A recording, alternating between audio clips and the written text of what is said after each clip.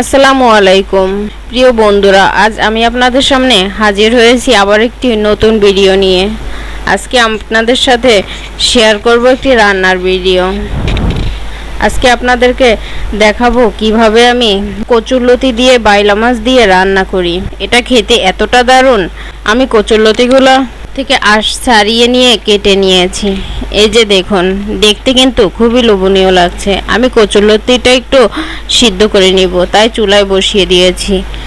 কিছু সময় সিদ্ধ করে নেওয়ার পর দেখুন ভিতর থেকে কীরকম কালো একটা পানি বের হয়ে আসছে। আমার কচুরলতিটা সিদ্ধ হয়ে গেছে। এখন আমি বাইলা মাছটা একটু হলুদ আর লবণ মাখিয়ে নিচ্ছি। সামান্য পরিমাণে হলুদ লবণ মাখিয়ে নিয়েছি। এখন চুলায় একটা প্যান বসিয়ে দিয়েছি। প্যানে পরিমাণ মতো তেল দিয়ে দিয়েছি। তেলটা গরম হয়ে গেছে, তার মধ্যে দিয়ে দিলাম সেই বাইলা মাছের টুকরাগুলো। এখন আমি উল্টে পাল্টে মাছগুলো নেড়েচেড়ে ভেজে নিব।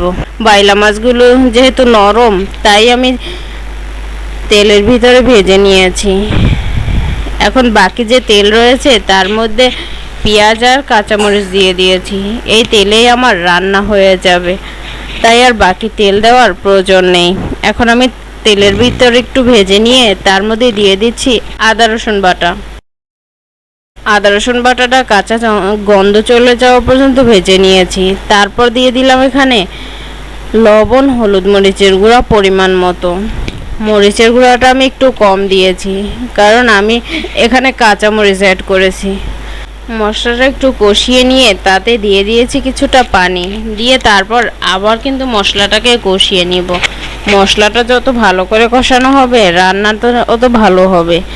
অল্প অল্প পানি দিব আর মশলাটাকে কষিয়ে নিব। এই যে এরকম, আপনারাও এরকম কষিয়ে নেবেন। একটু সময় নিয়ে মশলাটা কষিয়ে নেবেন। তারপর আমি সেই সেদ্ধ হওয়া কচুরলতিটা দিয়ে দিচ্ছি।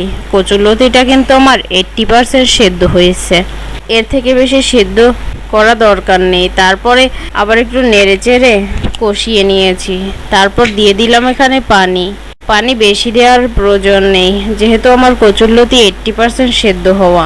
এখন দিয়ে দিব উপরে সেই ভেজে নেওয়া বাইলা মাছটা। বাইলা মাছটা একটু নেড়েচেড়ে ভিতরে দিয়ে দিচ্ছি। তারপরে 5 মিনিটের জন্য ঢাকনা দিয়ে ঢেকে রাখবো। কিছুক্ষণ পর ঢাকনা উঠিয়ে নিলাম। এখন চুলার আঁচটা কমিয়ে তারপরে ঝোলটা টানিয়ে নিচ্ছি। বারে বারে নিচ থেকে একটু আলতোভাবে নেড়ে দিতে হবে, যাতে নিচে বেশি পোড়া লেগে না যায়। এই যে দেখুন, আমি এভাবে উল্টিয়ে পাল্টিয়ে তারপরে ভেজে নিচ্ছি। আমার কিন্তু কচুরলতিটা ভাঙছেও না এবং মাছও ভাঙেনি। রান্নাটাও আমার হয়ে গেছে। দেখুন, দেখতে খুবই লোভনীয় লাগছে।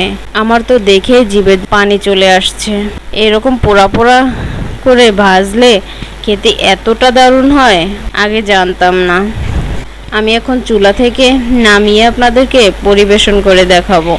এই যে দেখুন, দেখতে কিন্তু দারুণ লাগছে এবং খেতেও ভীষণ মজার। আপনারা যারা কচুরলতি পছন্দ করেন না, এভাবে একবার রান্না করে খেলে তারাও খেতে পছন্দ করবেন।